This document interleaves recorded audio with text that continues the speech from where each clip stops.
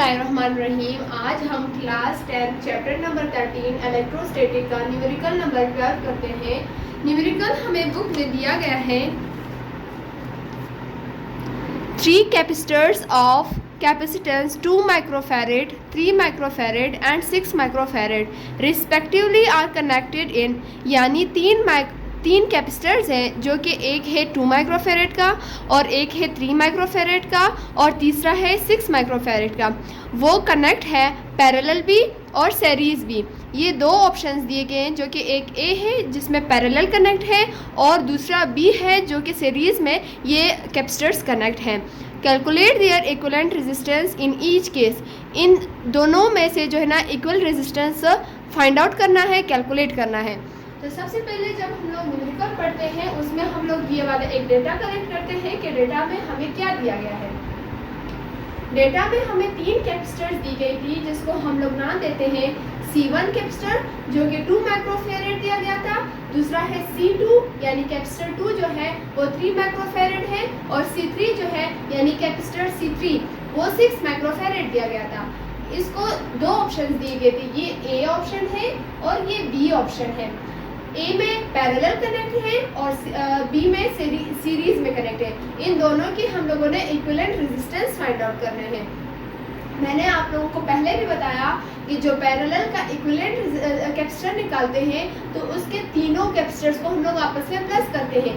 ई सी का मतलब है, ये जो स्मॉल ई है और ये कैपिटल सी है, इसका मतलब है इक्विवेलेंट कैपेसिटर।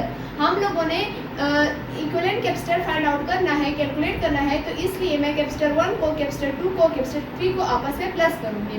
अब सी ई हमारे पास यहीं पे ऐसे ही आ जाएगा क्योंकि सी ई को हम लोग फाइंड आउट कर रहे हैं।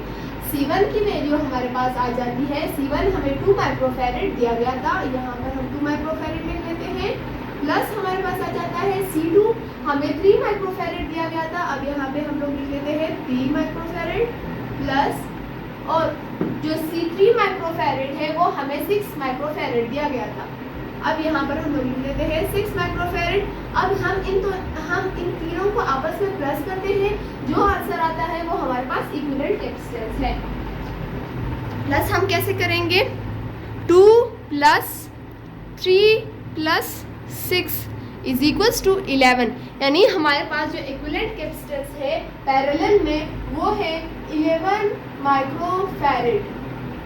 ये हमारे पास पैरेलल की बात हुई थी। ए ऑप्शन है ये हमारे पास कि पैरेलल में इक्विवेलेंट कैपेसिटेंस क्या है।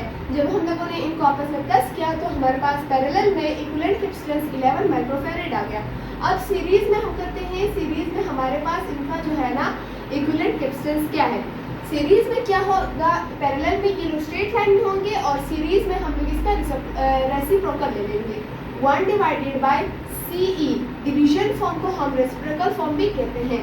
1 divided bye C1 plus 1 divided bye C2 plus 1 divided bye C3। अब इनको इनकी जगह C1, C2, C3 की जगह हम लोग इनकी वैल्यूज पुट कर देते हैं। हमारे पास आ जाता है 1 divided by CE is equals to 1 की जगह, C1 की जगह हम लोग 2 माइक्रोफैरेड पुट कर देते हैं, C2 की जगह हम लोग 3 माइक्रोफैरेड की वैल्यू पुट कर देते हैं और C3 की जगह हम लोग 6 माइक्रोफैरेड की वैल्यू पुट कर देते हैं। अब हमारे पास आ जाता है 1/C1। सबसे पहले हम लोगों ने इनका जो है ना एलसीएम लेना है। एलसीएम का तरीका कैसे है, हम लोग इसको इस तरह लेते हैं 2 3 6, 2 1s are 2, 3 नहीं आता इसमें, और 2 3s are 6। अब आ जाता है 3 1s are 3, 3 1s are 3। अब इनको हम लोग आपस में मल्टीप्लाई कर देते हैं, 2 3s are 6 आता है। तो हमारे पास जो यहाँ पे इनका एलसीएम होगा वो होगा 6। अब हमारे पास है 2 को पहले हम किस तरह लिखेंगे, हम लोग एक वो लेंगे, डिवीजन फॉर्म लेंगे, इस 6 को हम लोग अंदर लिखेंगे और ये 2 उठा के हम इस पर डिवाइड करेंगे, 2 3s are 6 आता है। अब इस 3 को उठा के हम लोग इस 1 के साथ मल्टीप्लाई करेंगे, 3 1s are 3 आएगा, प्लस अब फिर से हम लोग डिवीजन फॉर्म में 6 लेंगे, 6 ले लिया, ये वाली वैल्यू हम लोग अंदर लिख लेते हैं और इस वाली वैल्यू पर हम लोग इसको डिवाइड कर देते हैं। अब हमारे पास है 3 3 2 6। अब इस वाली वैल्यू को उठा के इस वाली वैल्यू से मल्टीप्लाई करते हैं। 2 1 2, तो यहाँ पर हमारे पास 2 आ जाएगा। इसको हम फिर से कर देते हैं। यही वाला 6 हम लोगों ने फिर से अंदर रखा और इस 6 पर हम लोगों ने डिवाइड किया। 6 1 6 और ये 1 आके इस 1 के साथ मल्टीप्लाई हो जाएगा। 1 1 1 प्लस 1। फिर हम इनको आपस में प्लस करेंगे। 3 को 2 में प्लस किया 5, 5 में 7 को प्लस किया 6, यानी 6 डिवाइडेड बाय 6। अब इनको आपस में हम लोग डिवाइड करेंगे। 6 1 6, 6 1 6। तो हमारे पास जो इक्विवेलेंट कैपेसिटेंस है सीरीज में वो है, मैं यहाँ पर लिख लेती हूँ, 1 divided by CE is equals to 1 divided by 1 microfarad हमारे पास आया। 1 माइक्रोफैरेड, यानी जो CE है सीरीज में वो 1 माइक्रोफैरेड है और जो पैरेलल में है वो है 11 माइक्रोफैरेड। इसको मैं फिर से आप लोगों को समझा देती हूँ। इस सीरीज वाला जो आंसर है इसका मैंने यहाँ पर लिखा है क्योंकि यहाँ पर जगह नहीं थी, इसलिए मैंने यहाँ पे लिखा है। ऑप्शन ए हमें दिया गया था कि पैरेलल में कैपेसिटेंस किस तरह होते हैं, किस तरह कनेक्ट होते हैं। हम लोगों ने पैरेलल में इक्विवेलेंट कैपेसिटेंस लिया तो हमारे पास 11 माइक्रोफैरेड आया। हमारा ए ऑप्शन कंप्लीट हो गया। दूसरी चीज़ फिर हमसे पूछा कि सीरीज में इक्विवेलेंट कैपेसिटेंस क्या है, तो इसका इसी वाले फार्मूले का हम लोगों ने रेसिप्रोकल लिया।